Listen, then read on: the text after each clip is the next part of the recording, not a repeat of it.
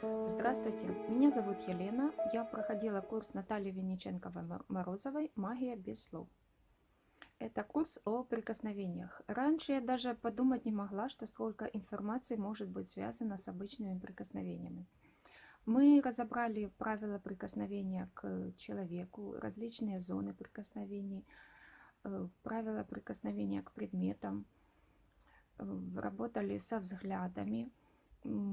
Очень много различных типов взглядов. Раньше использовала, хорошо, если 2-3 из них использовала.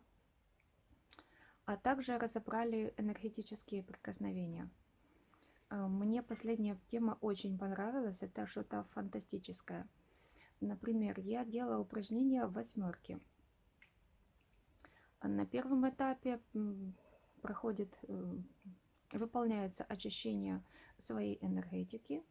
После этого у меня осталось такое ощущение, что как бы внутри остается энергетический свет, который равномерно светит во все стороны, как бы расчесанные такие энергетические шарики. А до этого они были совсем лохматыми и в разные стороны торчали. Вторая часть упражнения можно было поделиться своей новой энергетикой, обновленной, с близким человеком. Мой мужчина находился почти за 1000 километров. Я ему ничего не говорила, делала эту практику для него. И через некоторое время он позвонил и сказал, что ты знаешь, я ощутил твой образ так четко, так ясно на расстоянии. Буду работать дальше, улучшать свои возможности с помощью энергетических прикосновений. Их можно использовать для того, чтобы человеку помочь, успокоить, для того, чтобы помочь человеку создать нужное настроение на определенный момент времени или просто расслабить человека. Всем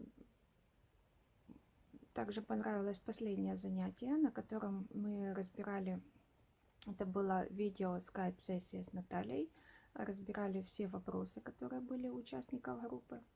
И мне еще понравился очень WhatsApp-чат, там, где Наталья дает ответы на все вопросы. И причем вопросы можно задавать не только Наталье, девчонкам, а также профессиональному массажисту и нутрициологу.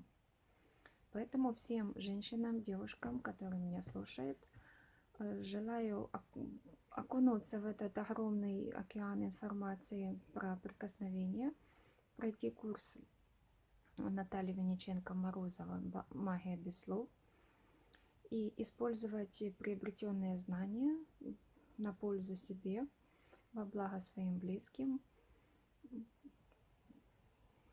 для